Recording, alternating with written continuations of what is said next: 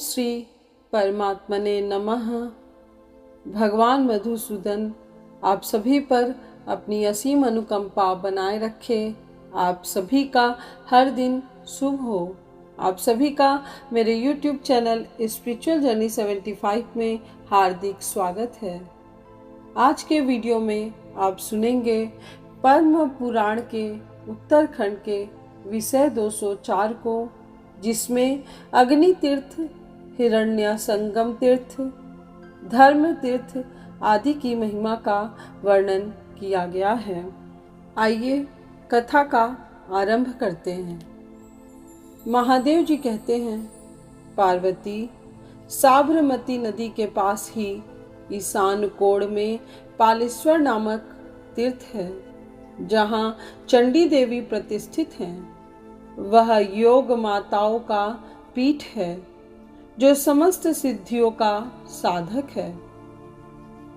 वहाँ जगत पर अनुग्रह करने और सब देवताओं का कार्य सिद्ध करने के लिए माताएं परम यत्न पूर्वक स्थित हैं। उस तीर्थ में दृढ़ता पूर्वक व्रत का पालन करते हुए 3 रात निवास करके मनुष्य चंडीपति भगवान शंकर के समीप जा उनका दर्शन करे और उनके निकट साबरमती नदी में स्नान करके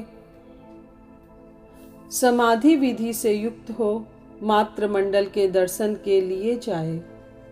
ऐसा करने से मनुष्य सहस्त्र गौदानों का फल पाता है। अग्नि तीर्थ में स्नान करके चामुंडा का दर्शन करने पर मनुष्य को राक्षस, भूत और पिशाचों का भय नहीं रहता।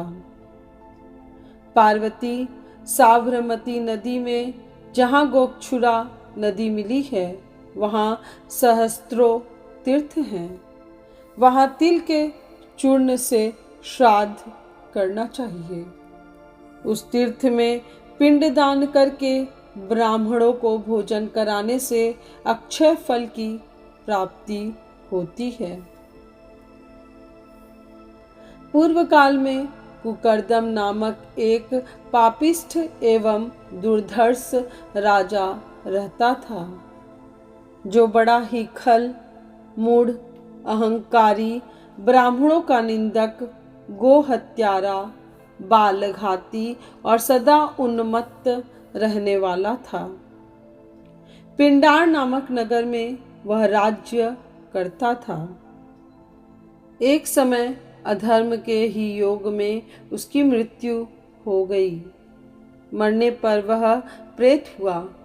उसे हवा तक पीने को नहीं मिलती थी, अतः वह अनेक प्रेतों के साथ करुण स्वर में रोता और हाहाकार मचाता हुआ इधर उधर भटकता फिरता था। एक समय देवयोग से वह अपने गुरु के आश्रम पर जा पहुंचा। पूर्व जन्म में उसने कुछ पुण्य किया था, जिसके योग से उसे गुरु का सत्संग प्राप्त हुआ।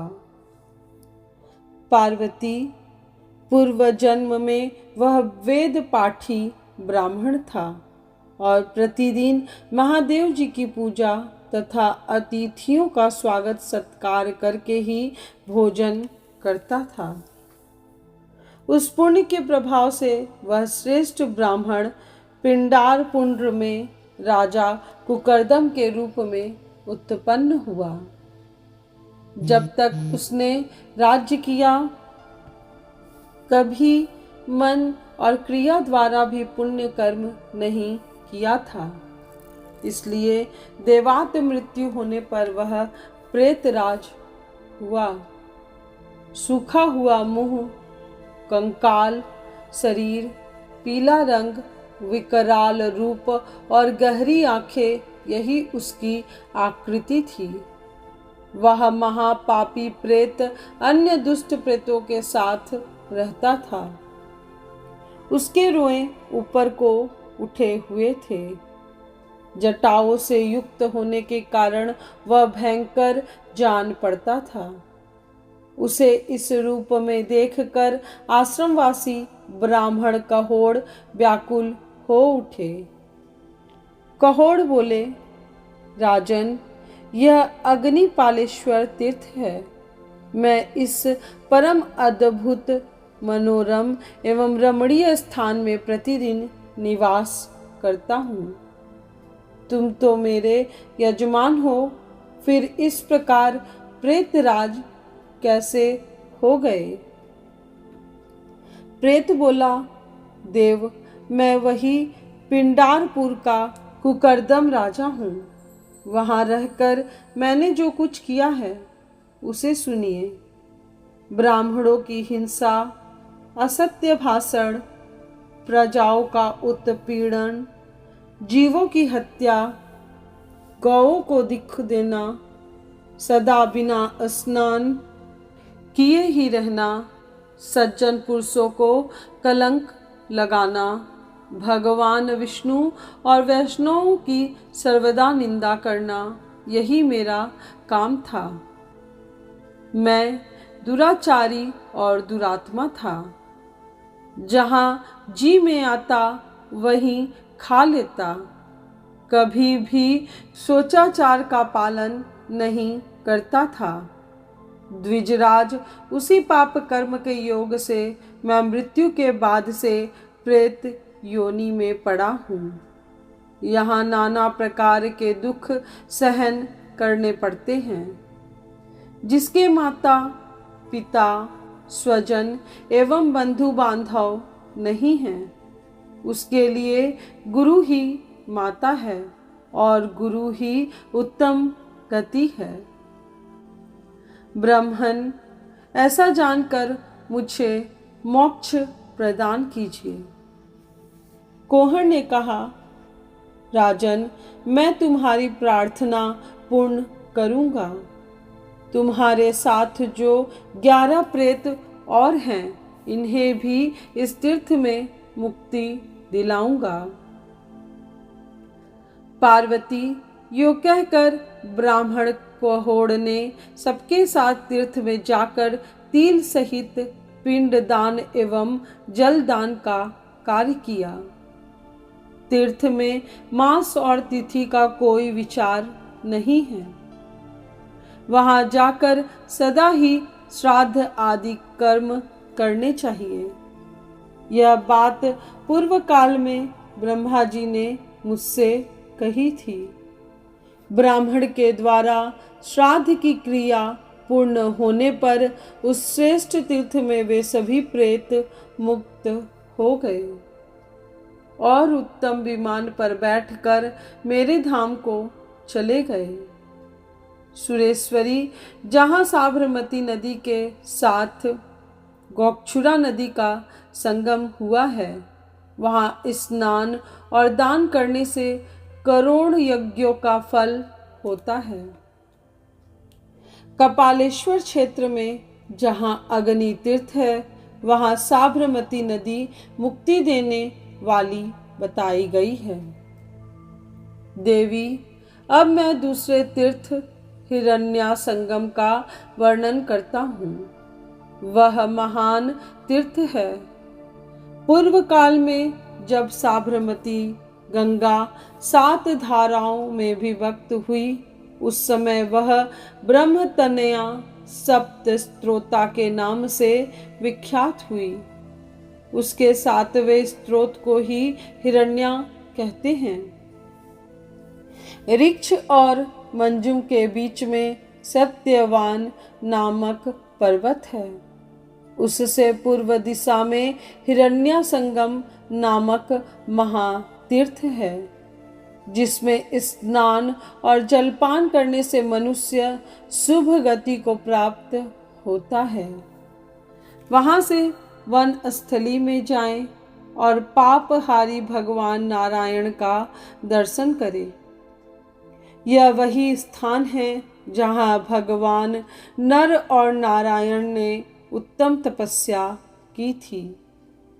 1000 कपिला गौओं के दान से जो फल मिलता है, दशा स्वमेध तीर्थ में चंद्र ग्रहण और सूर्य ग्रहण के समय स्नान से जो पुण्य होता है तथा तुला पुरुष के दान से जिस फल की प्राप्ति होती है, उसी पुण्य फल को मनुष्य हिरण्या संगम में स्नान करके प्राप्त कर लेता है। ब्राह्मण, क्षत्रिय, वैश्य अथवा शूद्र जो भी हिरण्य संगम में स्नान करते हैं वे शिव धाम को जाते हैं। देवी, अब मैं हिरण्य संगम के बाद आने वाले धर्म तीर्थ का वर्णन करता हूँ, जहाँ साबरमती गंगा के साथ धर्मावती नदी का संगम हुआ है। वहाँ स्नान करके मनुष्य धन्य हो जाता है और निश्चय ही स्वर्ग लोक को प्राप्त होता है। जो वहाँ धर्म द्वारा स्थापित तीर्थ का दर्शन करता है वह पुण्य का भागी होता है। जो लोग वहाँ श्राद्ध करते हैं वे पितृ ऋण से मुक्त हो जाते हैं। वहाँ से मधुरा तीर्थ की यात्रा करें, जहाँ सब पापों का नाश हो जाता है। मधुरा तीर्थ में स्नान करके मधुर संज्ञक श्री हरि का दर्शन करना चाहिए। कंसासुर का वध हो जाने के पश्चात जब भगवान श्री कृष्ण द्वारकापुरी को जाने लगे, उस समय उन्होंने चंदना नदी के तट पर 7 रात तक निवास किया। उसके बाद भोज, वृष्णि और अंधक वंशुओं से घिरे हुए वे समस्त यादव वीरों के साथ मधुरा तीर्थ में आए और वहां विधि पूर्वक स्नान करके द्वारकापुरी को गए। जो मनुष्य तीर्थ में स्नान करके मधुर नाम से विख्यात भगवान सूर्य की पूजा करता है और माघ के शुक्ल पक्ष की सप्तमी को कपिला गौ का दान करता है, वह इस लोक में दीर्घ काल तक सुख भोगने के पश्चात सूर्य लोक को जाता है। आज की यह कथा यहीं पूर्ण हुई। इस चैनल के अगले वीडियो में आप अवश्य सुनिए पद्म पुराण के उत्तरखंड के विषय 205 को, जिसमें साबरमती नदी के कपीश्वर, एकधार, सप्तधार और ब्रह्मवल्ली आदि तीर्थों की महिमा का वर्णन किया गया है।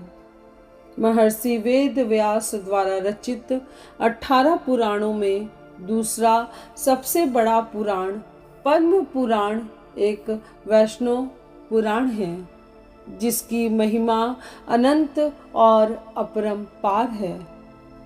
इससे सुनते रहना भी या सुनना भी एक सौभाग्य की बात है। इसलिए इन कथाओं को अधिक से अधिक लोगों, भाई बंधुओं और रिश्तेदारों को शेयर करें।